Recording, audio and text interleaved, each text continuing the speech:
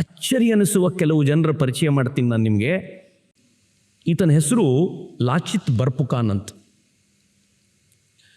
ಮಿತ್ರರೆ, ಅಸ್ಸಾಂನ ಗಣರಾಜ್ಯವನ್ನು ಕಟ್ಟಿದವರು, ಕಾಮರೂಪ ಅಂತ ನಾವು ಏನು ಕರಿತೀವೋ ಆ ಗಣರಾಜ್ಯವನ್ನು ಕಟ್ಟಿದವರು. ನಮ್ಮ ಯಾವ ಪಠ್ಯ ಪುಸ್ತಕಗಳು ಲಾಚಿತ್ ಬರ್ಫುಖಾನ್ ಬಗ್ಗೆ ಬರೆಯಲ್ಲ.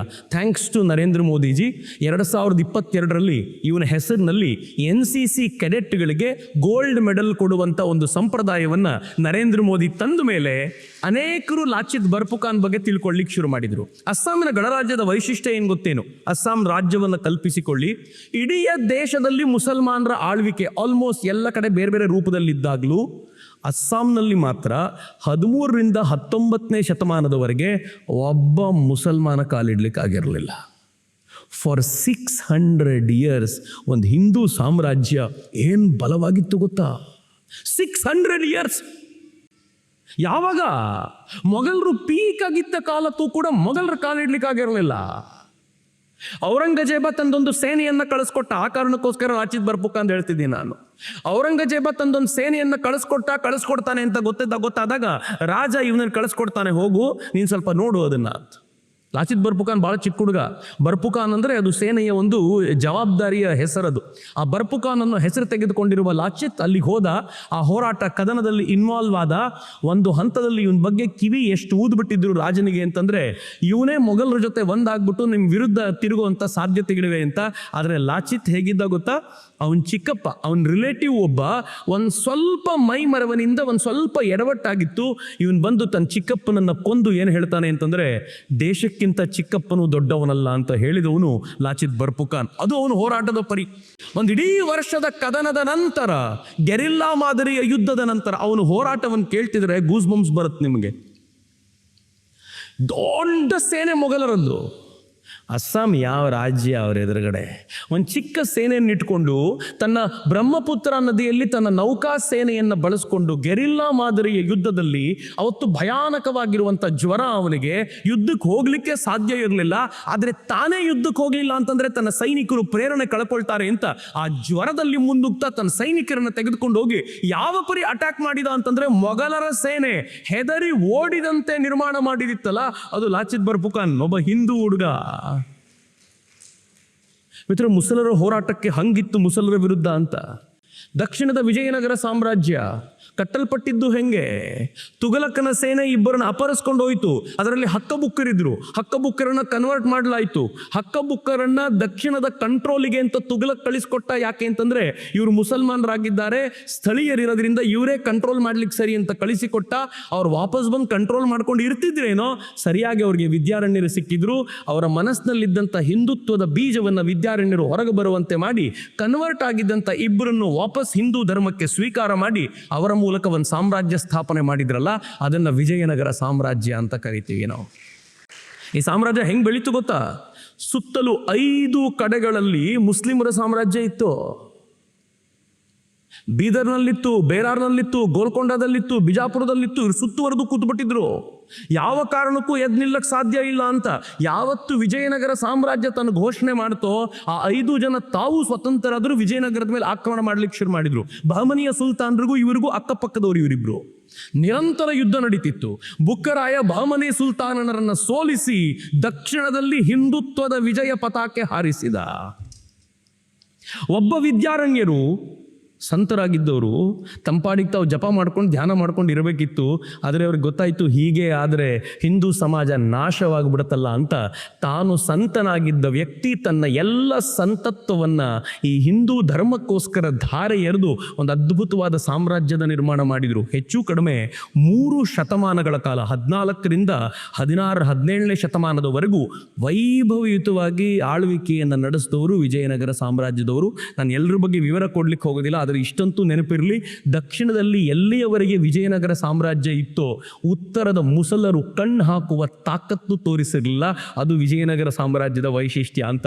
ಕೃಷ್ಣದೇವರಾಯರಂತೂ ಹೇಗಿದ್ರು ಅಂತಂದ್ರೆ, ಅತ್ಯಂತ ದುರ್ಗಮವಾಗಿದ್ದಂಥ ರಾಯಚೂರಿನ ಕೋಟೆಯನ್ನು ಗೆದ್ದು ಅಲ್ಲಿದ್ದಂಥ ಸುಲ್ತಾನನಿಗೆ ಹೇಳಿದ್ರು, ನನ್ನ ಕಾಲಿಗೆ ಮುತ್ತಿಡು, ಬಿಟ್ಕೊಡ್ತೀನಿ ಕೋಟೆನ ಅಂತ. ನನಗದನ್ನು ಭಾಳ ಜನ ಹೇಳ್ತಾರೆ ಹಂಗೆ ಹೇಳಬಾರ್ದಾಗಿತ್ತು ಕೃಷ್ಣದೇವರಾಯರು ಅಂತ. ನಾನು ಹೇಳ್ತೀನಿ, ಇಷ್ಟೆಲ್ಲ ಕೇಳಿದ ಮೇಲೂ ಇನ್ನೂ ಹಂಗೆ ಹೇಳಬಾರ್ದಾಗಿತ್ತು ಅಂತ ಯಾರಾದರೂ ಅಂದುಕೊಂಡ್ರೆ ನಾನು ಏನು ಹೇಳಬೇಕು ಅವ್ರ ಬಗ್ಗೆ? ನನಗಂತೂ ಹೆಮ್ಮೆ ಇದೆಯಪ್ಪ, ಯಾರು ಹೆಂಗೆ ಬೇಕಿದ್ರು ತಗೊಳ್ಳಿ. ನನಗಂತೂ ಆ ಕೃಷ್ಣದೇವರಾಯರ ಬಗ್ಗೆ ಹೆಮ್ಮೆ ಇದೆ, ಮತ್ತು ಕರ್ನಾಟಕ ಒಂದು ಶ್ರೇಷ್ಠ ಸಾಮ್ರಾಜ್ಯವನ್ನು ನಿರ್ಮಾಣ ಮಾಡಿಕೊಟ್ಟಿತ್ತು ಅಂತ ಈ ಕಾರಣಕ್ಕೆ ಖುಷಿ ಇದೆ.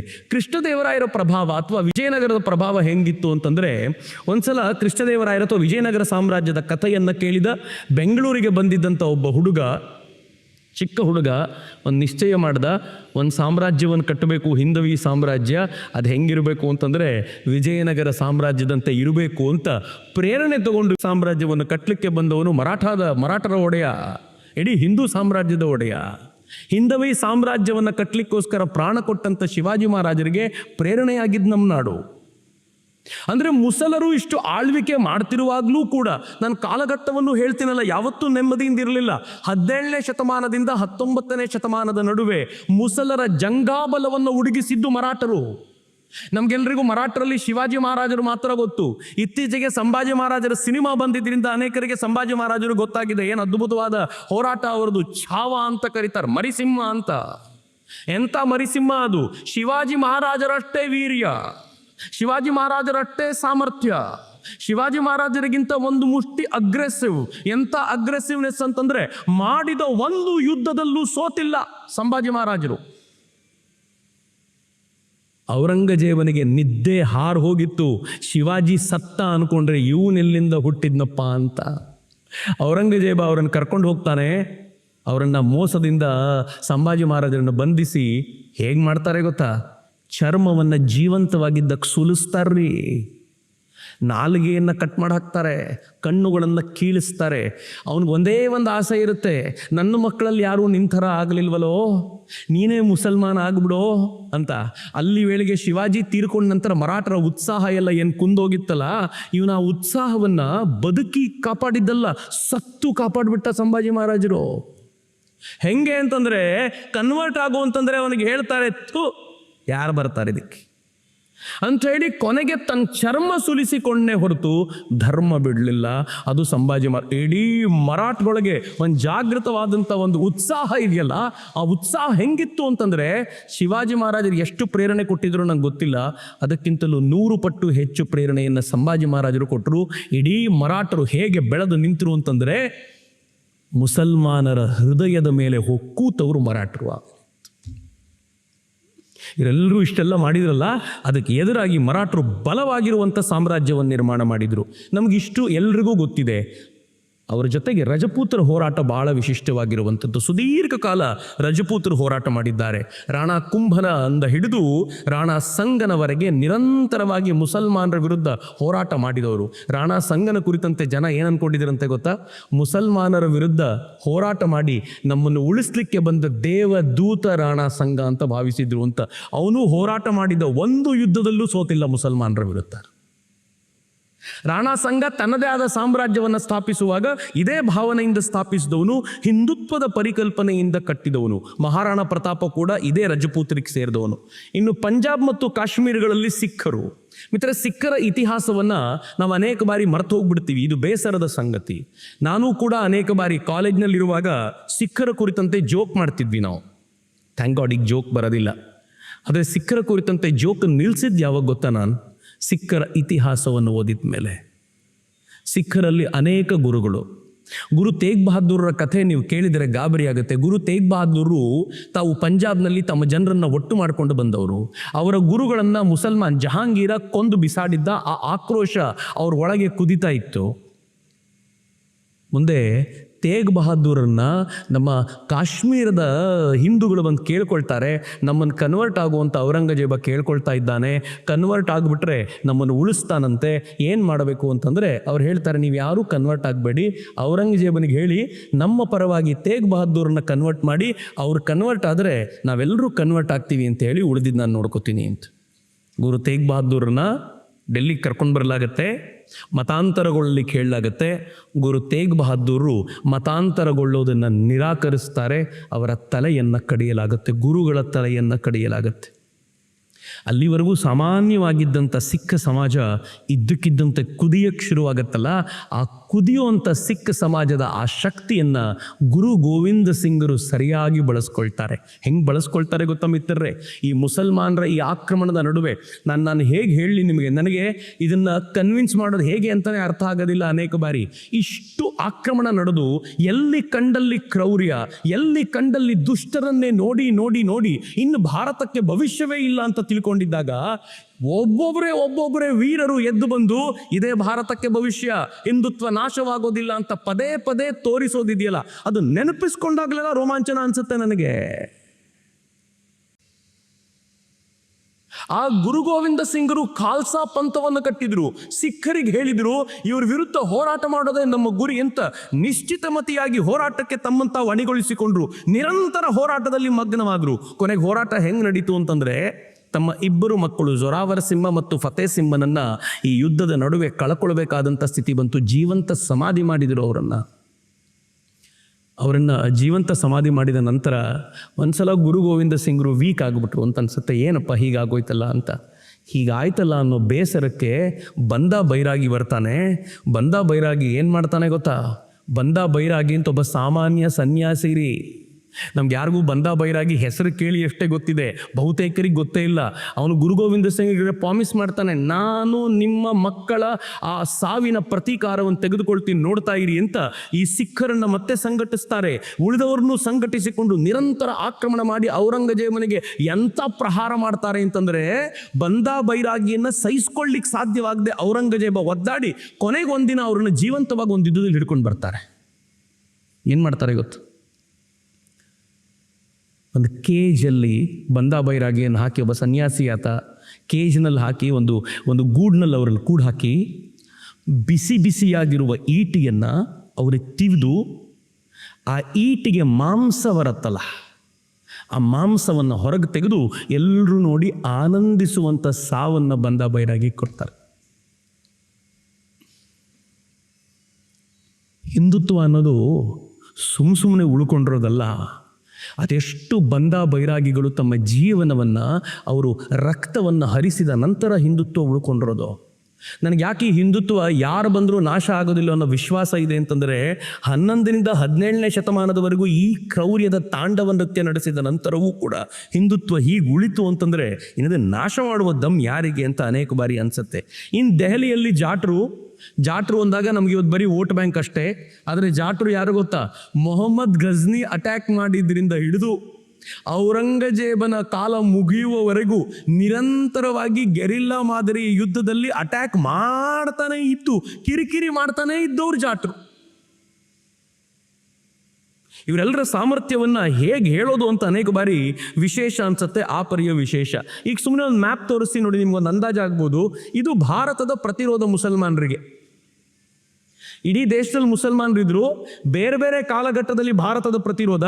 ವಿಜಯನಗರದವರು ಕೆಳಗೆ, ಬೇರೆ ಕಾಲಘಟ್ಟದಲ್ಲಿ ಸ್ವಲ್ಪ ಮೇಲಕ್ಕೆ ಬಂದರೆ ಮರಾಠರು ಉದ್ದಕ್ಕೂ ಕಿತ್ತಾಡ್ಕೊಂಡು ಬಂದಿದ್ದಾರೆ. ವಿಜಯನಗರದ ನಂತರ ಕೊನೆಯವರೆಗೂ ಮರಾಠರಿದ್ದಾರೆ. ಮತ್ತು ಈ ಮೊಘಲರ ಕೊನೆಯ ದೊರೆ ತೀರಿಕೊಂಡ ನಂತರವೂ ಮರಾಠರು ಬಹಳ ಬಲವಾಗಿದ್ದರು.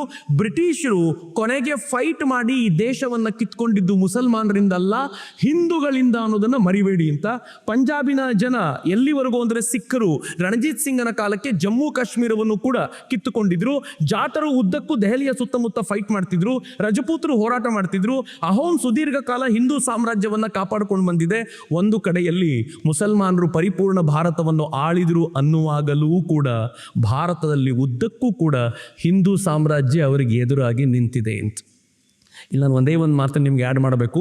ಅಖಂಡ ಭಾರತದ ಸಂದರ್ಭದಲ್ಲಿ ಹೇಳಬೇಕಾದ್ರೆ, ನೀವೇನು ಆ ಸಿಖ್ಖರ ಆ ಜಾಗವನ್ನು ನೋಡ್ತಿರಲ್ಲ, ಜಮ್ಮುವಿನಿಂದ ಹಿಡಿದು ಕಾಶ್ಮೀರ ಬಂದಿರಲಿಲ್ಲ, ಜಮ್ಮುವಿನಿಂದ ಹಿಡಿದು ಈ ಉತ್ತರದಲ್ಲಿ ಸಿಂಧ್ ಪ್ರಾಂತದವರೆಗೂ ರಾಜ ರಣಜಿತ್ ಸಿಂಗ್ ತನ್ನ ಸಾಮ್ರಾಜ್ಯವನ್ನು ವಿಸ್ತರಿಸಿದ್ದ. ಅಂದರೆ ಸಿಂಧ್ ಪ್ರಾಂತದಲ್ಲಿ ಯಾರ್ಯಾರು ಮುಸಲ್ಮಾನರು ಬೇರೆಯವರು ಬಂದು ಕೂತಿದ್ರೋ ಅವರ ಸಾಮ್ರಾಜ್ಯವನ್ನು ಕಸಿದುಕೊಂಡು ರಾಜ ರಣಜಿತ್ ಸಿಂಗ್ ಸಿಖ್ಖರ ಸಾಮ್ರಾಜ್ಯವನ್ನು ಸ್ಥಾಪಿಸಿದ್ದ. ಅಂದರೆ ಅಖಂಡ ಭಾರತದ ವಾಪಸ್ ನಿರ್ಮಾಣದ ಕನಸನ್ನು ಅವರು ಕಟ್ಟಿಕೊಂಡಿದ್ರು. ಸ್ವತಃ ಮರಾಠರು ಅಟಕ್ಕನ್ನು ದಾಟಿ ಆಚೆ ಹೋಗಿ ಅವರು ಕಿತ್ಕೊಂಡು ಅಲ್ಲಿಂದ ಮುಸಲ್ಮಾನರನ್ನು ಓಡಿಸುವಂಥ ಪ್ರಯತ್ನ ಮಾಡಿದ್ರು. ಆಗಲೂ ಕೂಡ ಇದು ನಡೆದಿತ್ತು ಅನ್ನೋದು ಬಹಳ ವಿಶೇಷವಾದ್ದು. ಬಟ್ ಇಷ್ಟೆಲ್ಲ ಆಗುವಾಗ ನನಗೊಂದು ಪ್ರಶ್ನೆ ಯಾವಾಗಲೂ ಕಾಡತ್ತೆ. ನಂಗೆ ಗೊತ್ತಿಲ್ಲ ನೀವು ಅದನ್ನು ಯೋಚನೆ ಮಾಡಿದಿರೋ ಇಲ್ವೋ. ಶಕರು ಆಕ್ರಮಣ ಮಾಡಿದ್ರು, ನಮ್ಮೊಳಗೆ ಒಂದಾದರು. ಕುಶಾನರು ಆಕ್ರಮಣ ಮಾಡಿದ್ರು, ನಮ್ಮೊಳಗೆ ಒಂದಾಗ್ಬಿಟ್ರೆ ಇವತ್ತು ಕುಶಾನರು ಯಾರು ಅಂತ ಹುಡುಕಿದ್ರು ಸಿಗೋದಿಲ್ಲ. ಆಮೇಲೆ ಹೂಣರು ಆಕ್ರಮಣ ಮಾಡಿದ್ರು, ಒಂದಾಗ್ಬಿಟ್ರು, ಯಾರು ಅಂತಾನೆ ಗೊತ್ತಾಗೋದಿಲ್ಲ. ಆದರೆ ಮುಸಲ್ಮಾನರು ಆಕ್ರಮಣ ಮಾಡಿದ್ರು, ಒಂದಾಗಲೇ ಇಲ್ವಲ್ಲ. ಹೆಂಗೆ? ಇಂಟ್ರೆಸ್ಟಿಂಗ್ ಸಂಗತಿ ಏನು ಗೊತ್ತಾ? ಆಕ್ರಮಣಕಾರಿಗಳಾಗಿ ಬಂದ ಶಕರಿಗೆ ಒಂದು ರಿಲಿಜಿಯಸ್ ಮೋಟಿವ್ ಇರಲಿಲ್ಲ, ಹೂಣರಿಗೆ ರಿಲಿಜಿಯಸ್ ಮೋಟಿವ್ ಇರಲಿಲ್ಲ, ನಮ್ಮ ಮತದ ಪ್ರತಿಷ್ಠಾಪನೆ ಮಾಡಬೇಕು ಅನ್ನೋ ಹುಚ್ಚಿರಲಿಲ್ಲ.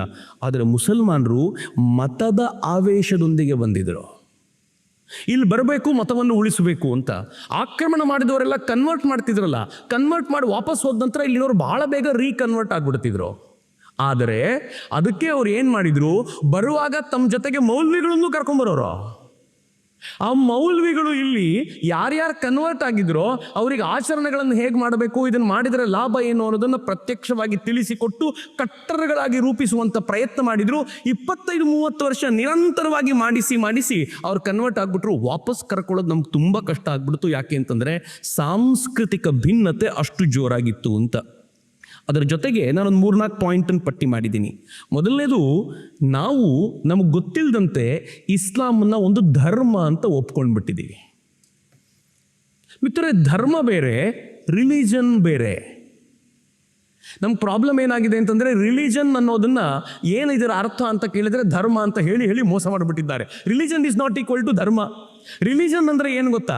ಯಾವುದಕ್ಕೆ ಒಂದು ಪುಸ್ತಕ ಇದೆಯೋ, ಒಬ್ಬ ದೇವರಿದ್ದಾನೋ, ಒಬ್ಬ ಪ್ರವಾದಿ ಇದ್ದಾನೋ, ಅದನ್ನು ರಿಲಿಜನ್ ಅಂತ ಕರೀತಾರೆ. ಧರ್ಮಕ್ಕೆ ಹಂಗಿಲ್ಲ ರೀ. ಈ ಹಿಂದೂ ಧರ್ಮಕ್ಕೆ ಒಂದು ಪುಸ್ತಕ ಅಂತ ಕೇಳಿದರೆ ಯಾವುದು ಹೇಳೋದು? ವೇದಗಳು ಹೇಳದ, ವೇದಾಂತವಾಗಿರುವಂಥ ಉಪನಿಷತ್ತುಗಳನ್ನ ಹೇಳೋದು, ರಾಮಾಯಣ ಅನ್ನೋದು, ಮಹಾಭಾರತ ಅನ್ನೋದು, ಪ್ರಸ್ಥಾನತ್ರಯಗಳಿಗೆ ಭಾಷ್ಯ ಬರೋದ್ರಲ್ಲ, ಅದು ಉಪನಿಷತ್ತು, ಬ್ರಹ್ಮಸೂತ್ರ ಮತ್ತು ಭಗವದ್ಗೀತೆ. ಇದನ್ನು ಪವಿತ್ರ ಗ್ರಂಥ ಯಾವುದು ಅಂತ ಹೇಳೋದು. ಸೊ ಧರ್ಮ ಅಲ್ಲಿಗೆ ಸೆಟ್ ಆಗಲಿಲ್ಲ.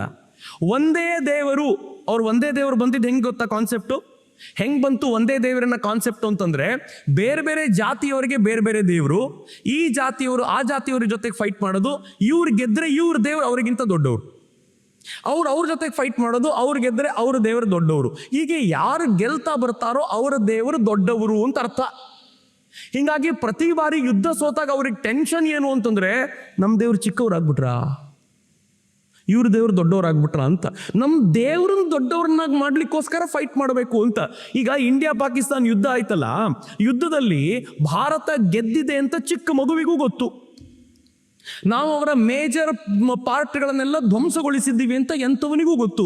ಆದರೆ ಪ್ರತಿಯೊಬ್ಬ ಮುಸಲ್ಮಾನನು ಕೂಡ, ನಾನು ಭಾರತೀಯ ಮುಸಲ್ಮಾನರ ಬಗ್ಗೆ, ನಂಗೆ ಎಲ್ಲರ ಬಗ್ಗೆ ನಾನು ಹೇಳಲಿಕ್ಕಾಗೋದಿಲ್ಲ, ಆದರೆ ಪಾಕಿಸ್ತಾನದಲ್ಲಿರುವಂಥ ಪ್ರತಿಯೊಬ್ಬ ಮುಸಲ್ಮಾನನು ಕೂಡ ಪಾಕಿಸ್ತಾನ ಸೋತಿದೆ ಅಂತ ಗೊತ್ತಿದ್ರೂ ಒಪ್ಕೊಳ್ಳಿಕ್ಕೆ ಸಿದ್ಧ ಇಲ್ಲ. ಆಯ್ತು, ಈ ವಾರ್ ಬೇಡ. 1948 ವಾರ್ ಏನಾಯ್ತು ಅಂತ ಕೇಳಿ, ಇತಿಹಾಸ ಹೇಳುತ್ತೆ ಭಾರತ ಗೆಲ್ತು. ಪಾಕಿಸ್ತಾನನ ಕೇಳಿ, ನಾವೇ ಗೆದ್ದಿದ್ದು ಅಂತ. 1965 ವಾರ್, ಲಾಲ್ ಬಹದ್ದೂರ್ ಶಾಸ್ತ್ರಿ ಇದ್ದಾಗ ಜಗತ್ತಿಗೆ ಗೊತ್ತು ನಾವು ಗೆದ್ವಿ. ಪಾಕಿಸ್ತಾನ ಕೇಳಿ ನಾವೇ ಗೆದ್ದಿದ್ದು ಅಂತ ಇವತ್ತಿಗೂ. 1971 ವಾರ್, ಕಾಂಗ್ರೆಸ್ ಹೇಳ್ಕೊಂಡು ತಿರುಗಾಡುತ್ತೆ ನಾವು ಗೆದ್ದಿದ್ದೀವಿ ಅಂತ. ಬಹಳ ಜನರಿಗೆ ಗೊತ್ತಿಲ್ಲ ಪಾಕಿಸ್ತಾನ ಏನು ಹೇಳಿತ್ತು ಅಂತಂದರೆ, 1971 ವಾರ್ನಲ್ಲಿ 93,000 ಪಾಕಿಸ್ತಾನಿ ಸೈನಿಕರನ್ನ ವಶಪಡಿಸಿಕೊಂಡ ದಿನವೂ ಕೂಡ ಅಲ್ಲಿನ ಡಾನ್ ಅನ್ನೋ ಪತ್ರಿಕೆ ಇವತ್ತು ಪಾಕಿಸ್ತಾನದವರು ಭಾರತದ 120 ಏರ್ಕ್ರಾಫ್ಟ್ಗಳನ್ನು ಉರುಳಿಸಿದ್ದಾರೆ ಅಂತ ಬರೆದಿತ್ತು.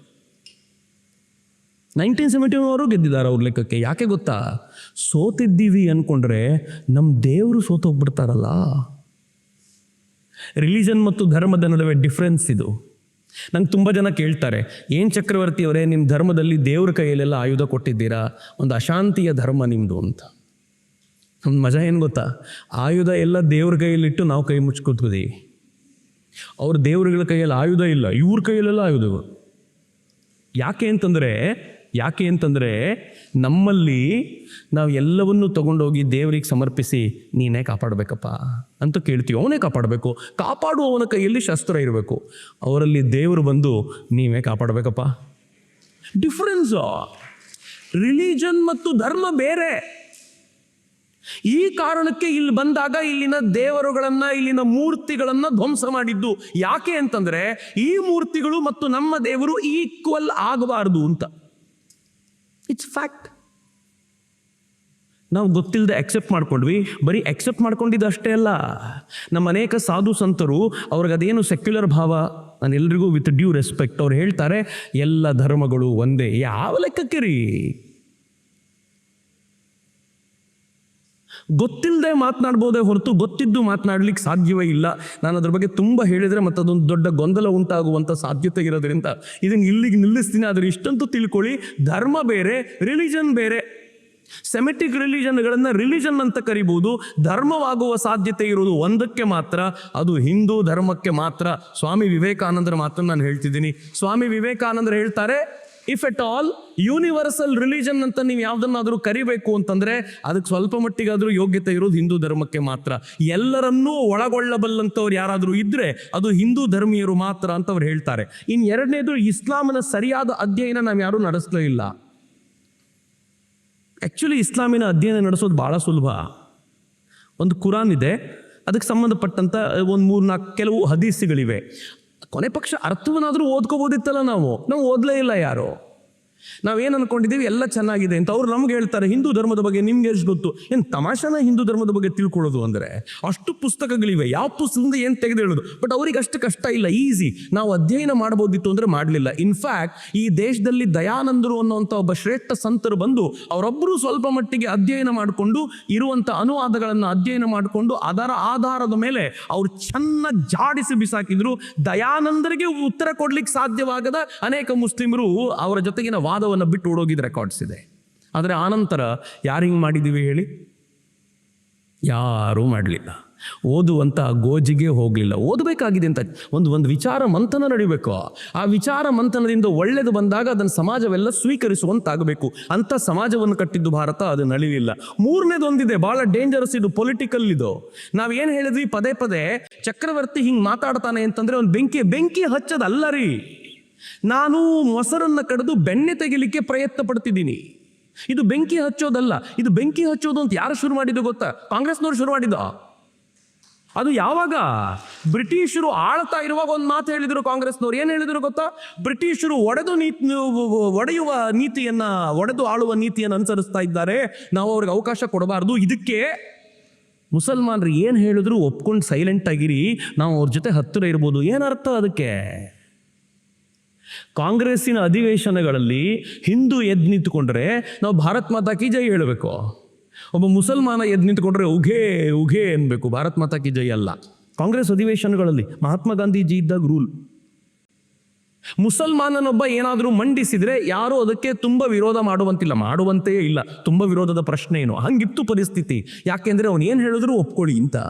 ಹೀಗೆ ತಮ್ಮ ಪೇಟವನ್ನು ತೆಗೆದು ಕಾಲಿಗಿಡಬೇಕು ಎನ್ನುವಂಥ ಪ್ರಕ್ರಿಯೆ ಇದೆಯಲ್ಲ, ಅದಕ್ಕೆ ಒಂದೇ ಒಂದು ಉದಾಹರಣೆ ಅವ್ರು ಏನು ಕೊಡ್ತಿದ್ರು, ಒಡೆದು ಆಳುವ ನೀತಿ, ಇವರು ಡೇಂಜರು, ಒಡೆದಾಳ್ಬಿಡ್ತಾರೆ, ಅಂತ ಹೇಳಿನ ಮೋಸ ಮಾಡಿಬಿಟ್ರು ನಮಗೆ. ಬ್ರಿಟಿಷರು ಉತ್ತರ ಮತ್ತು ದಕ್ಷಿಣ ಅಂತಲೂ ಒಡೆದಾಳಬೇಕು ಅಂತ ಟ್ರೈ ಮಾಡಿದರು. ಹೆಂಗ್ರಿ ಒಂದಾಗಿದ್ದೀವಿ ನಾವು? ಬ್ರಿಟಿಷರು ಜಾತಿಯನ್ನು ಒಡೆದಾಳಬೇಕು ಅಂತ ಟ್ರೈ ಮಾಡಿದ್ರು. ಹೆಂಗ್ರಿ ಒಂದಾಗಿದ್ದೀವಿ ನಾವು?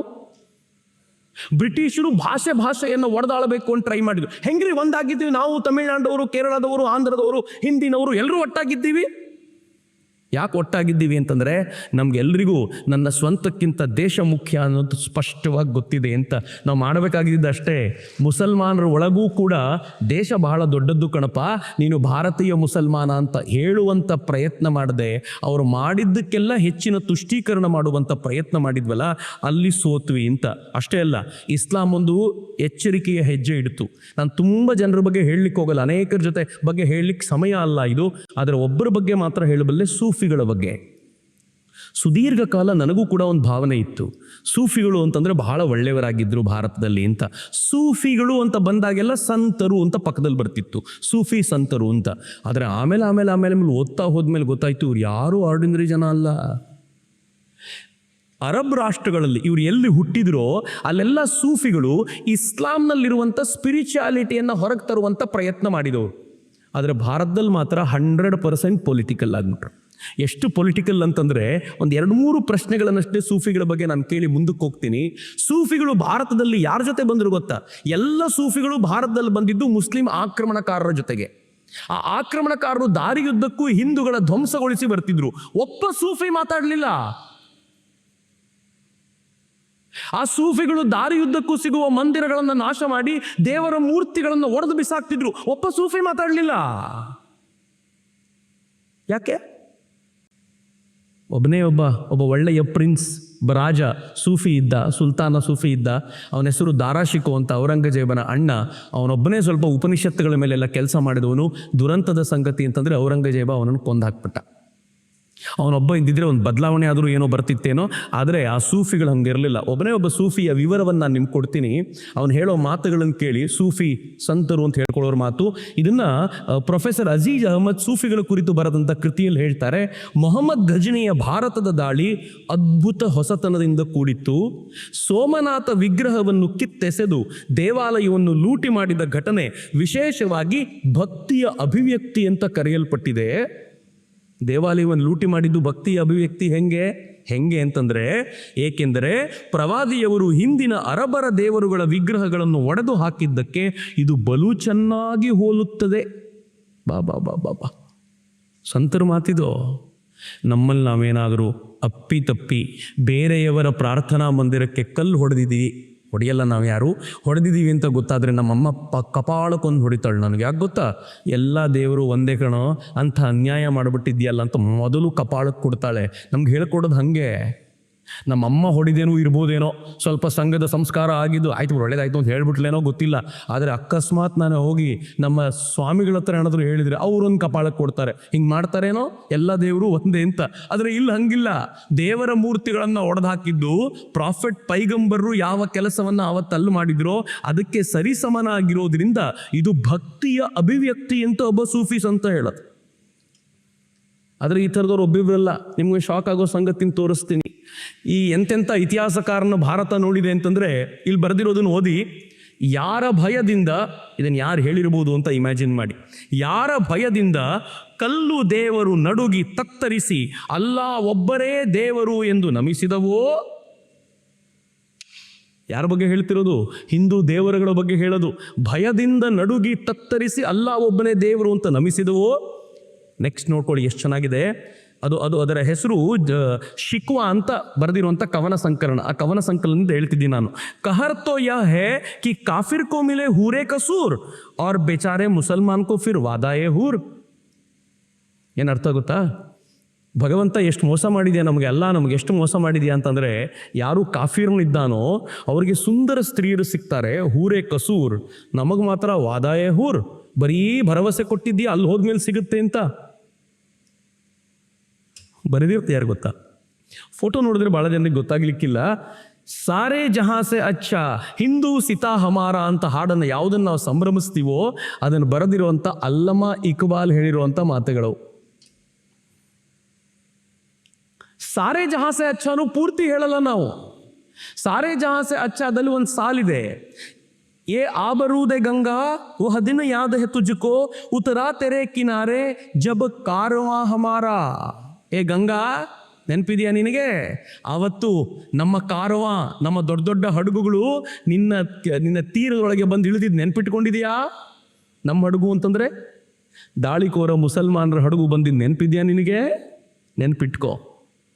ಏ ಸಿತಾ ಹಮಾರ ಅಂತಂದರೆ ಇದನ್ನು ನಾವು ನಮಗೋಸ್ಕರ ಕಟ್ಟಿಕೊಂಡಿರುವುದು ಎನ್ನುವಂಥ ಪರಿಕಲ್ಪನೆ. ನಾವು ಅದನ್ನು ಏನು ಸ್ವಾತಂತ್ರ್ಯೋತ್ಸವದಲ್ಲಿ ಹಾಡಿದ್ದು ಸಾರೇ ಜಹಾಸೆ ಅಚ್ಚ ಹಿಂದೂ ಸಿತಾ ಹಮಾರ. ಬರೆದಿದ್ದವನ ಭಾವ ಏನಿತ್ತು ಅಂತ ಯಾವತ್ತೂ ಅಂದ್ಕೊಳ್ಳಿಲ್ಲ. ಆ್ಯಂಡ್ ನಮ್ಮ ಗೌರವ, ನಮ್ಮ ಪ್ರೀತಿ ಎಂಥದ್ದು ಅಂತಂದರೆ ಸ್ಯಾಲ್ಯೂಟ್ ಟು ಹಿಂದೂಸ್. ಪ್ರತಿಯೊಬ್ಬ ಹಿಂದುವಿಗೂ ಈ ಕಾರಣಕ್ಕೆ ಹಣೆ ಹಚ್ಚಿ ಏನಪ್ಪ ಇಷ್ಟೊಂದು ಸಹಿಷ್ಣುತೆ. ಅಲ್ಲಮಾ ಇಕ್ಬಾಲ್ನ ಸೆಂಟನರಿ ಸೆಲೆಬ್ರೇಷನ್ ನಾವು ಮಾಡಿದ್ವಿ 1973 ಇಂದಿರಾ ಗಾಂಧಿ ಲೀಡ್ ಮಾಡಿದ್ರು ಅದನ್ನು. ಆಯ್ತಪ್ಪ, 73 ನಾನು ನೀವು ಹುಟ್ಟಿರಲಿಲ್ಲ, ನಮಗೂ ನಿಮಗೂ ಸಂಬಂಧ ಇಲ್ಲ. ಹುಟ್ಟಿದ್ರು ತುಂಬ ಚಿಕ್ಕವರಾಗಿದ್ವಿ. ಏನು ಹೇಳೋದು, 2015 ಅಲ್ಲಮಾ ಇಕ್ಬಾಲ್ನ ಜಶ್ನೆ ಇಕ್ಬಾಲ್ ಎನ್ನುವಂಥ ಒಂದು ಕಾರ್ಯಕ್ರಮವನ್ನು ಇಕ್ಬಾಲ್ನ ಹಬ್ಬ ಅಂತ ಪ್ರಾಬಬಲಿ 3 ದಿನಗಳ ಕಾಲ ಬಂಗಾಳದಲ್ಲಿ ಮಮತಾ ಬ್ಯಾನರ್ಜಿ ಲೀಡ್ ಮಾಡಿದ್ರು 2015. ಅಲ್ಲಿವರೆಗೂ ಸತ್ಯ ಹೇಳಬೇಕು ಅಂದರೆ ಅಲ್ಲಮಾ ಇಕ್ಬಾಲ್ ಯಾರು ಅಂತ ನಂಗೂ ಗೊತ್ತಿರಲಿಲ್ಲ. ಬರೀ ಸಾರೇ ಜಹಾಸೆ ಅಚ್ಚ ಅಂತ ಹೇಳ್ತಿದ್ವಿ. ಸತ್ಯ ಹೇಳ, ನಾನು ಸಬ್ಮಿಟ್ ಮಾಡ್ತೀನಿ ನಿಮ್ಮ ಹತ್ರ. ನಾನು 2014 ಸಾರೇ ಜಹಾಸೆ ಅಚ್ಚಾನ ನಮ್ಮ ಜಾಗೋ ಭಾರತಲ್ಲೂ ಹಾಡಿಸ್ತಿದ್ದೆ. 2015ರಲ್ಲಿ ಈ ಪ್ರೋಗ್ರಾಮ್ ಅಷ್ಟು ನಮ್ಗೆ ಗೊತ್ತಿಲ್ಲದೆ ಇರುವಂಥ ಸಂಗತಿಗಳು ನೋಡಿ. 2015ರಲ್ಲಿ ಯಾವಾಗ ಈ ಜಶ್ನೆ ಇಕ್ಬಾಲ್ ನಡೀತೋ ಆಗ ಇಕ್ಬಾಲ್ರ ಬಗ್ಗೆ ಆರ್ಟಿಕಲ್ ಬರ್ಲಿಕ್ಕೆ ಶುರುವಾಯಿತು. ನಾನು ಸ್ವಲ್ಪ ಆಳಕ್ಕೆ ಹೋಗಿ ನೋಡಿದ್ರೆ ಗಾಬರಿ ಆಯಿತು. ನಾವು ಏನು ಹಾಡ್ತಿದ್ದೀವಿ, ಯಾರನ್ನ ಅಟ್ಟಕ್ಕೇರಿಸ್ತಿದ್ದೀವಿ, ಯಾರನ್ನ ಮುಂದಿನ ಪೀಳಿಗೆ ಕೊಡ್ತಿದ್ದೀವಿ, ಇದು ಅರ್ಥ ಆಗದೆ ಇರುವಂಥ ಸ್ಥಿತಿ ಇದೆಯಲ್ಲ, ಅದು ಗೊತ್ತಾದಾಗ ಬಹಳ ದುಃಖ ಆಯಿತು. ಮಿತ್ರರೇ, ದುಃಖ ಇಷ್ಟಕ್ಕೆ ಮುಗಿಯೋದಿಲ್ಲ. ಈ ದೇಶದಲ್ಲಿ ಹಿಸ್ಟಾರಿಯನ್ಸ್ ಅಂತ ಯಾರನ್ನು ನೋಡ್ತೀವಿ ಗೊತ್ತಾ? ಇವರನ್ನ ರಾಮ್ ಶರಣ್ ಶರ್ಮಾ, ಅತ್ತರ್ ಅಲಿ, DN ಝಾ, ಸೂರಜ್ ಬಾನ್, ಇವರೆಲ್ಲ ಗ್ರೇಟ್ ಹಿಸ್ಟಾರಿಯನ್ಸ್. ಇವರೆಲ್ಲರೂ ಭಾರತದ ಇತಿಹಾಸವನ್ನು ಬರೆದಿರುವಂಥವ್ರು. ಇವ್ರ ಇತಿಹಾಸದ 4 ಜನರನ್ನು ಯಾಕೆ ತಗೊಂಡಿದ್ದೀನಿ ಗೊತ್ತಾ? ಇವರನ್ನ ಗ್ಯಾಂಗ್ ಆಫ್ 4 ಅಂತ ಕರೀತಾರೆ.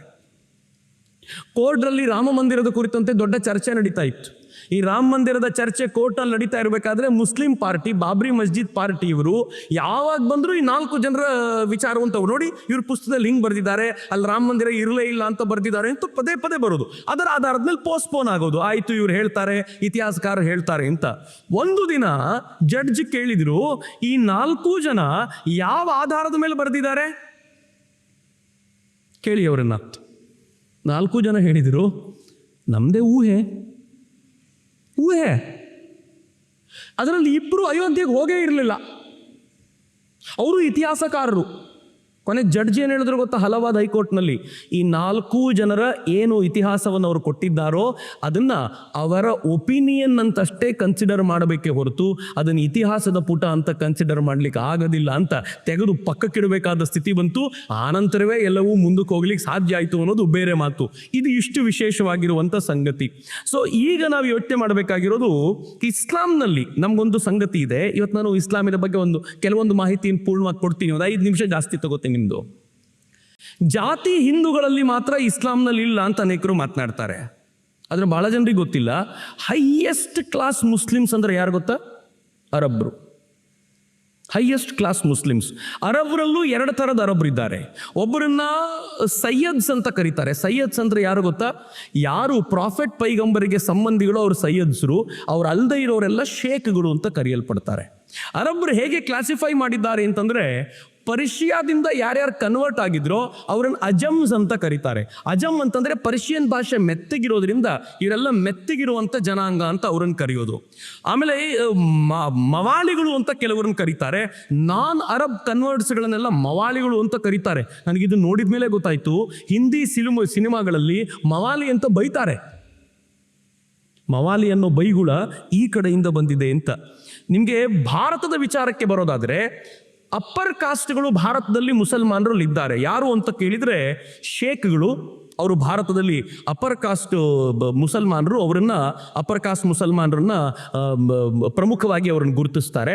ಆದರೆ ಲೋಯರ್ ಕಾಸ್ಟ್ ಭಾರತದಲ್ಲಿ ಅಜಲಫ್ ಮತ್ತು ಅರ್ಜಾಲ್ಗಳು ಅಂತ ಗುರುತಿಸ್ತಾರೆ. ಅಜಲಫ್ ಅಂದರೆ ಯಾರು ಗೊತ್ತಾ?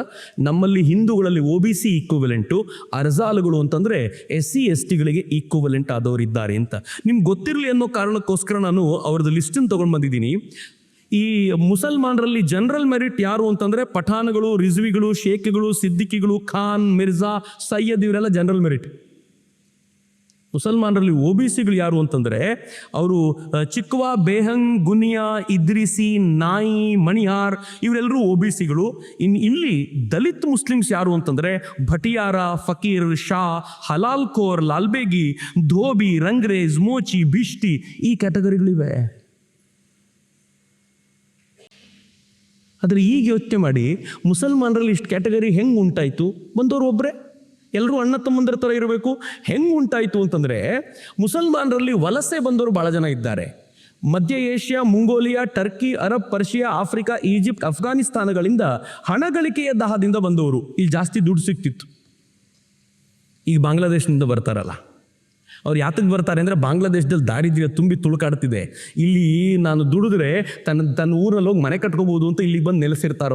ಅವ್ರನ್ನ ಓಡಿಸ್ಬೇಕಾದ್ರೆ ಸಾಕಾಗೋವಂಥ ಪರಿಸ್ಥಿತಿ ಇದೆ. ಹಾಗೆ ಯಾರ್ಯಾರು ಅಲ್ಲಿಂದ ಬಂದರೋ ಅವ್ರನ್ನೆಲ್ಲ ಭಾರತದಲ್ಲಿ ಅಪರ್ ಕಾಸ್ಟ್ ಆಗಿ ನೋಡಲಾಯಿತು. ಯುದ್ಧ ಸೋತವರು, ತಲೆಮರೆಸಿಕೊಂಡವರು ಇಲ್ಲಿಗೆ ಬಂದರು, ಅಲ್ಲಿ ಯುದ್ಧ ಸೋತವರು ಇಲ್ಲಿ ಬಂದರು.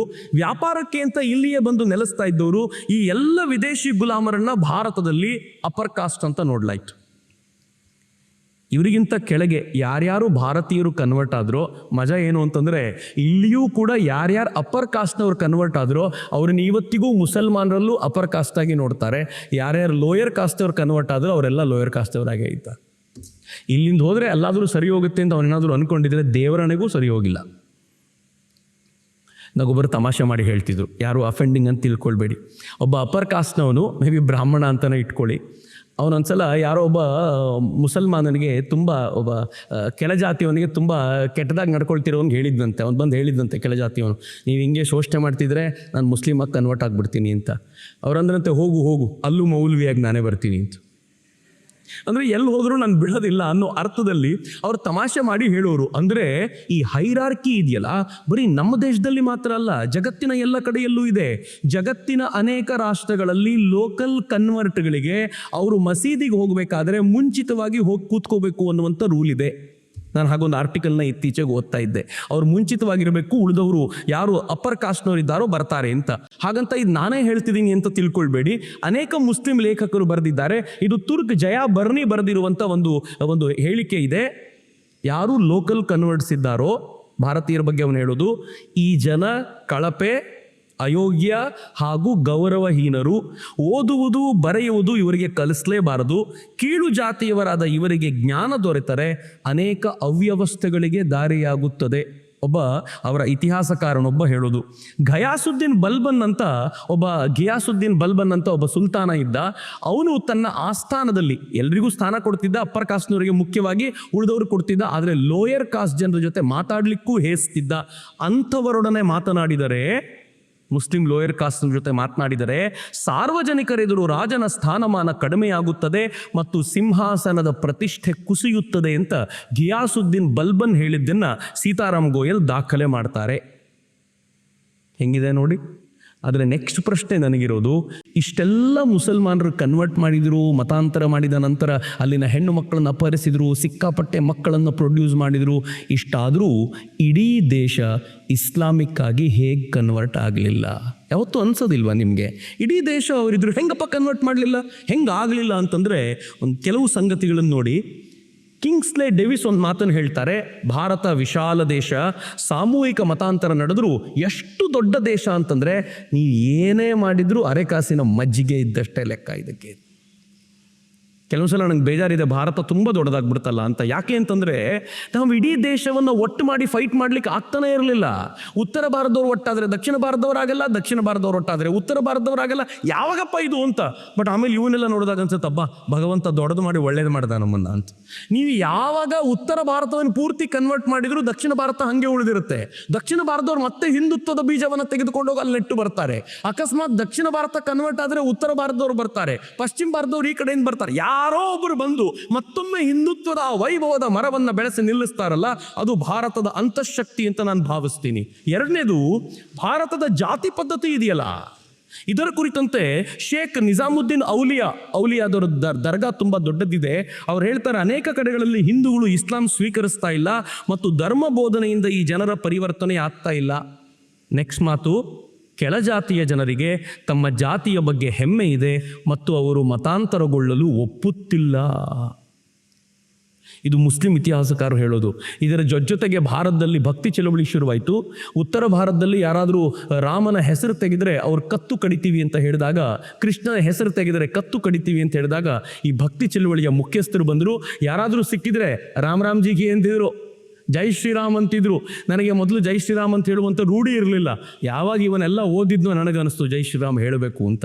ಪ್ರತಿಯೊಬ್ಬರ ಬಾಯಲ್ಲೂ ಜೈ ಶ್ರೀರಾಮ್ ಬರುವಂತಾಗಬೇಕು. ಯಾಕೆ ಅಂತಂದರೆ ಆ ಭಕ್ತಿ ಚಳವಳಿಯಲ್ಲಿ ಉಳಿಸಿದ್ದು ಹಿಂಗೆ. ಮಿತ್ರ, ಅವರು ಎಲ್ಲ ಮೂರ್ತಿಗಳನ್ನು ಧ್ವಂಸಗೊಳಿಸಿದ್ರು. ಹೌದಪ್ಪ, ನೀವು ದೇವಸ್ಥಾನದಲ್ಲಿರುವಂಥ ಮೂರ್ತಿಯನ್ನು ಧ್ವಂಸಗೊಳಿಸಬಹುದು, ಹೃದಯದಲ್ಲಿ ಇಟ್ಕೊಂಡಿರುವಂಥ ಶ್ರೀರಾಮನ್ ಹೇಗೆ ನಾಶ ಮಾಡ್ತೀಯಾ, ತೋರಿಸೇ ಬಿಡು ಅಂತ ಆ ಭಕ್ತಿ ಚಳವಳಿಯ ಸಂದರ್ಭದಲ್ಲಿ ಒಬ್ಬರಾದ್ಮೇಲೆ ಒಬ್ಬರು, ಅದರಲ್ಲಿ ನಮ್ಮ ಕರ್ನಾಟಕದ ಶರಣರ ಸಾಮರ್ಥ್ಯ ಏನು ಕಡಿಮೆ ಇರಲಿಲ್ಲ, ಇವರೆಲ್ಲರೂ ಸೇರ್ಕೊಂಡು ಮಾಡಿದರು. ಅದಕ್ಕಿಂತ ದೊಡ್ಡದಾಗಿ ಯಾವಾಗ ಹಿಂದೂ ರಾಜರು ವ್ಯಾಪಕವಾಗಿ ಬೆಳೆದು ನಿಂತರೋ ಕನ್ವರ್ಷನ್ ಕಡಿಮೆ ಆಗ್ತಿತ್ತು. ನಿಮ್ಗೆ ಅರ್ಥ ಆಗಬೇಕು ಅಂತಂದರೆ ಕಳೆದ 11 ವರ್ಷಗಳಲ್ಲಿ ಕನ್ವರ್ಷನ್ ಎದ್ದೆದ್ದು ಕಾಣ್ತಿದೆ ನಮಗೆ. ಯಾಕೆ ಅಂತಂದರೆ ಅದನ್ನು ಗುರುತಿಸಿ ನಿಲ್ಲಿಸುವಂಥ ಪ್ರಯತ್ನವನ್ನು ನಾವು ಮಾಡ್ತಿದ್ದೀವಿ ಅಂತ. ಅದಕ್ಕಿಂತ ಹಿಂದಿನ ವರ್ಷಗಳಲ್ಲಿ ಇದರ ಕುರಿತಂತೆ ಮಾತನಾಡುವ ದಮ್ಮು ಇರಲಿಲ್ಲ.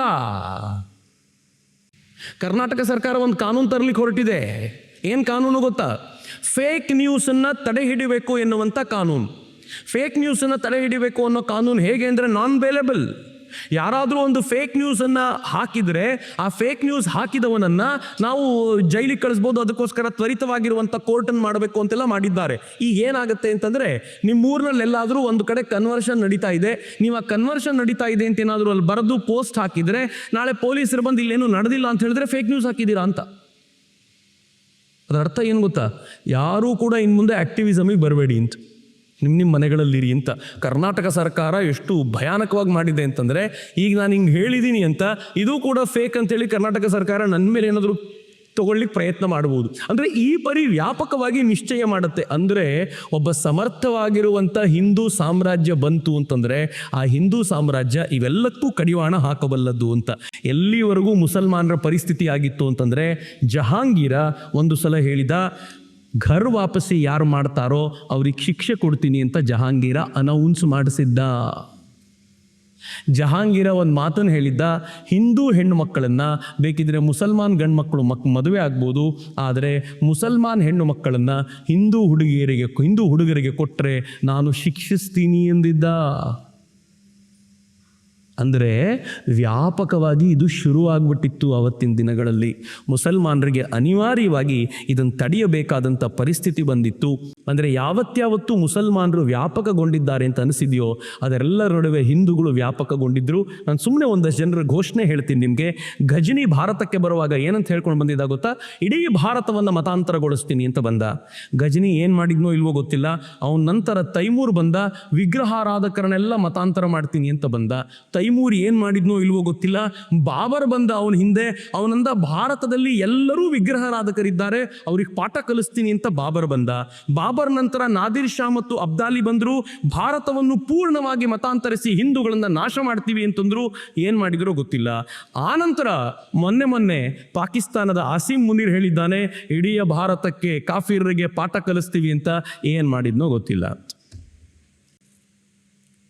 ನಾನು ಯಾಕೆ ಇಷ್ಟನ್ನು ಇದನ್ನು ಕ್ರೋಢೀಕರಿಸಿ ತೋರಿಸಿದ್ದೀನಿ ಅಂತಂದರೆ, ಪ್ರತಿ ಬಾರಿ ಒಬ್ಬೊಬ್ಬರು ಬಂದರೂ ಭಾರತವನ್ನು ನಾಶ ಮಾಡ್ತೀವಿ ಅಂತ ಏನೂ ಮಾಡಲಿಕ್ಕಾಗಲಿಲ್ಲ. ಉಲ್ಟಾ ಭಾರತ ಇವರೆಲ್ಲರನ್ನೂ ತಮ್ಮ ತೆಕ್ಕೆಗೆ ತೆಗೆದುಕೊಳ್ಳುವ ಸಿದ್ಧತೆಯಲ್ಲಿರುವಾಗ ಸರಿಯಾಗಿ ಈ ಪುಣ್ಯಾತ್ಮರು ಬಂದ್ಬಿಟ್ರು. ಇವರು ಬಂದು ಹೆಂಗೆ ಅಡ್ಡಗಾಲು ಹಾಕಿ ನಿಂತುಬಿಟ್ರು ಅಂತಂದರೆ, ಅವರು ಮುಸಲ್ಮಾನರನ್ನು ಸೇಫ್ ಗಾರ್ಡ್ ಮಾಡಿದರು. ಮುಸಲ್ಮಾನರನ್ನು ಅವರು ಸೇಫ್ ಗಾರ್ಡ್ ಮಾಡೋದು ಅಷ್ಟೇ ಅಲ್ಲದೆ, ನಾನು ಸ್ವಲ್ಪ ವೇಗವಾಗಿ ಹೋಗೋದಾದರೆ, ಅವರು ಮುಸ್ಲಿಂ ಲೀಗಿಗೆ ಅಧಿಕೃತ ಮಾನ್ಯತೆ ಕೊಟ್ಟರು. ಮುಸ್ಲಿಂ ಲೀಗಿಗೆ ಅವರು ಅಧಿಕೃತ ಮಾನ್ಯತೆ ಕೊಟ್ಟರೆ, ನನ್ನ ದೇಶದಲ್ಲಿರುವಂಥ ಪುಣ್ಯಾತ್ಮ ಕಾಂಗ್ರೆಸ್ಸಿಗರು ಮುಸ್ಲಿಂ ಲೀಗನ್ನು ತಲೆ ಮೇಲೆ ಹೊತ್ಕೊಂಡು ತಿರುಗಾಡ್ಬಿಟ್ರು. ನಾನು ಆಗಲೇ ಹೇಳಿದಂತೆ ಮುಸಲ್ಮಾನರು ಏನು ಮಾಡಿದರು, ಅವರನ್ನು ಓಲೈಸುವಂಥ ಕೆಲಸವನ್ನು ಬ್ರಿಟಿಷರು ಮಾಡ್ತಿದ್ರು.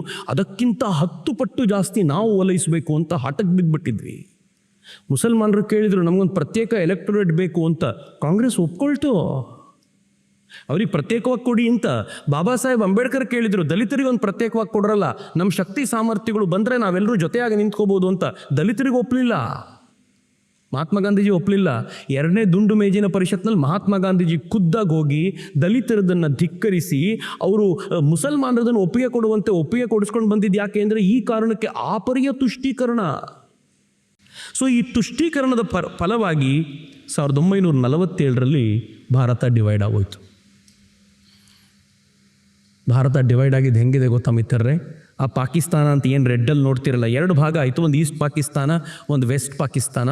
ಆ ರೆಡ್ ಭಾಗ ಏನಿದೆಯೋ ಸುಮಾರು 1300 ವರ್ಷಗಳ ಕಾಲ ನನ್ನ ದೇಶದ ಮೇಲೆ, ಹಿಂದುತ್ವದ ಮೇಲೆ ಆಕ್ರಮಣವಾಗದಂತೆ ತಡೆದ ಜಾಗ, ಅಲ್ಲಿದ್ದ ಜನ ಅವರೆಲ್ಲರೂ ಕೂಡ ಪಾಕಿಸ್ತಾನ ಅಂತ. ಸ್ವಾತಂತ್ರ್ಯವನ್ನು ಸಂಭ್ರಮದಿಂದ ಆಚರಿಸೋದು ಭಾಳ ಕಷ್ಟ. ಯಾಕೆ ಅಂತಂದರೆ, ಯಾರು ಸುದೀರ್ಘವಾಗಿ ಹೋರಾಟ ನಡೆಸಿದ್ರೋ ಅವ್ರು ಯಾರೂ ನಮ್ಮ ಜೊತೆ ಉಳ್ಕೊಳ್ಳಿಲ್ಲ. ಅವ್ರನ್ನೆಲ್ಲ ನಾವು ಆ ಕಡೆಗೆ ತಳ್ಳಿಬಿಟ್ವಿ. ನಿಮ್ಗೆ ಇನ್ನೂ ಆಶ್ಚರ್ಯದ ಸಂಗತಿ ಏನು ಅಂತಂದರೆ, ಮುಸಲ್ಮಾನರ ಆಕ್ರಮಣಗಳೆಲ್ಲವೂ ಅದೇ ದಿಕ್ಕಿನಿಂದ ನಡೆದಿದೆ. ಆದರೆ ಈಸ್ಟ್ ಪಾಕಿಸ್ತಾನ ಅಂತ ನಾವೇನು ಹೇಳ್ತೀವೋ ಬಾಂಗ್ಲಾದೇಶದಲ್ಲಿ, ಅಲ್ಲೆಂಗೆ ಮುಸಲ್ಮಾನರು ಜಾಸ್ತಿ ಆಗಿಬಿಟ್ರು ಅಂತ ಒಂದು $1 ಬಿಲಿಯನ್ ಕ್ವೆಶ್ಚನ್.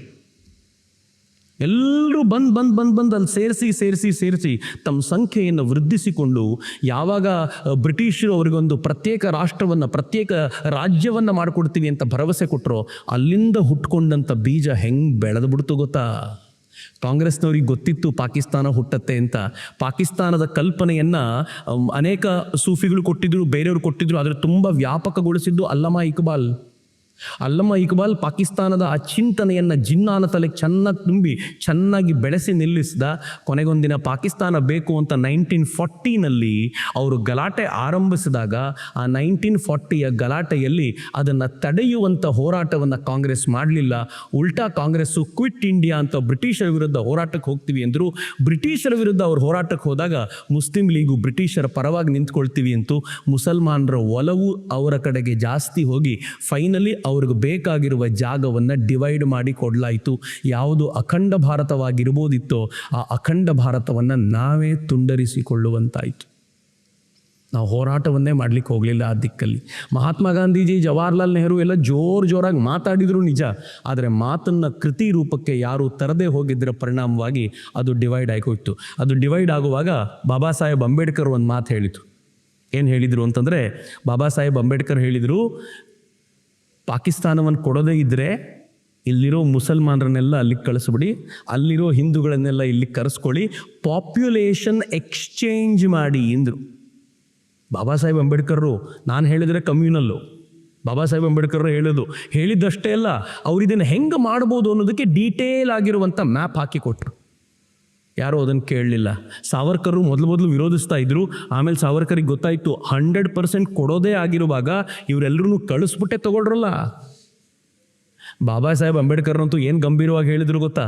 ಶತ್ರುಗಳನ್ನು ಹೊರಗಿಟ್ಕೊಂಡು ಸಾಕ್ಕೊಳ್ತಿರೋ, ಒಳಗೆ ಇಟ್ಕೊಂಡು ನೋಡ್ಕೊಳ್ತಿರೋ ಯೋಚನೆ ಮಾಡಿ ಅಂದ್ಬಿಟ್ರು ಬಾಬಾ ಸಾಹೇಬರು. ಥಾಟ್ಸ್ ಆನ್ ಪಾಕಿಸ್ತಾನದಲ್ಲಿ ಬರುತ್ತೆ ಬಾಬಾ ಸಾಹೇಬರದ ವಿಚಾರ. ಓದಬೇಕು, ಪ್ರತಿಯೊಬ್ಬರು ಟೆಕ್ಸ್ಟ್ ಬುಕ್ ಆಗಬೇಕಾದ ಆ್ಯಕ್ಚುಲಿ ಭಾರತಕ್ಕೆ. ಆ ಥರ ಬಾಬಾ ಸಾಹೇಬರದ್ರ ಬಗ್ಗೆ ಹೇಳಿದರು. ಕೊನೆಗೆ ಒಂದು ದಿನ ಬಾಬಾ ಸಾಹೇಬರ ಮಾತುಗಳನ್ನು ಒಪ್ಪಿಕೊಂಡಂಥ ಸಾವರ್ಕರ್ರು ಏನು ಹೇಳಿದ್ರು ಗೊತ್ತಾ? ಚೆನ್ನಾಗಿದೆ ಕೇಳಿ, ಈಗ ಅರ್ಥ ಆಗುತ್ತೆ ನಿಮಗೆ.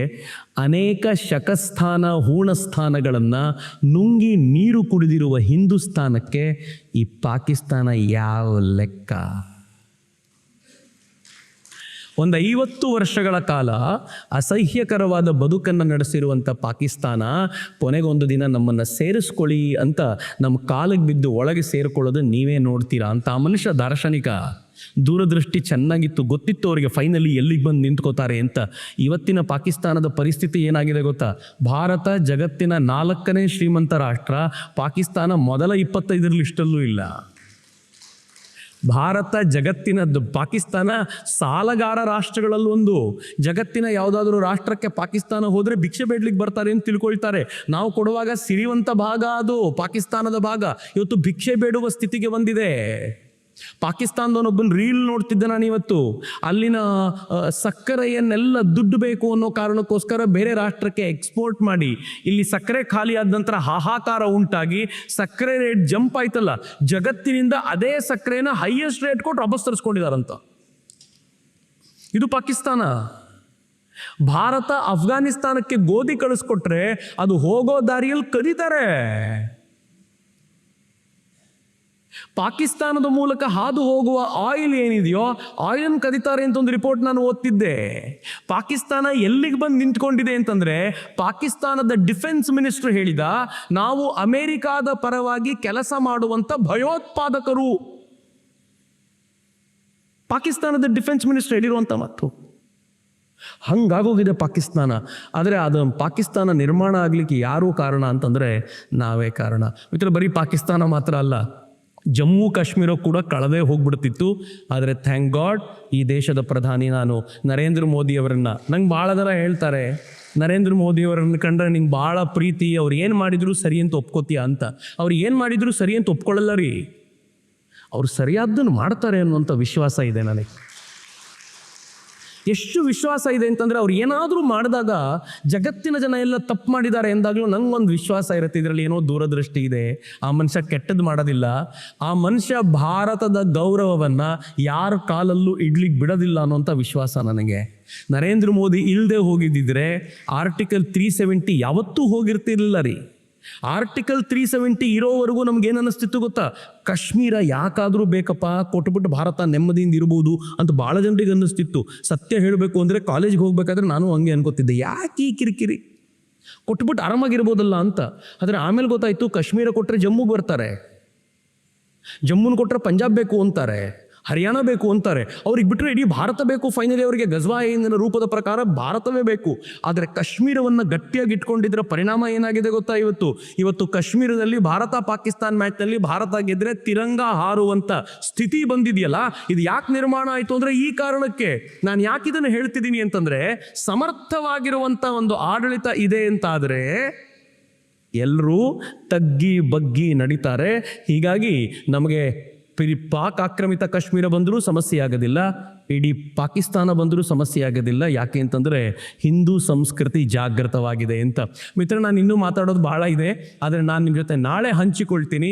ನರೇಂದ್ರ ಮೋದಿಯವರು ಹೇಗೊಂದು ಅದ್ಭುತವಾದ ಬದಲಾವಣೆ ಅಂತಂದು ಆಪರೇಷನ್ ಸಿಂಧೂರ್ನ ಮೂಲಕ ಒಂದು ದೊಡ್ಡ ಗೆಲುವನ್ನು ಸಾಧಿಸಿ POKಯನ್ನು ತೆಗೆದುಕೊಳ್ಳುವ ಹಂತದಲ್ಲಿ ನಾವಿದ್ದೀವಿ ಅಂತ ನಾನು ನಿಮ್ಮ ಜೊತೆ ನಾಳೆ ಹಂಚ್ಕೋತೀನಿ.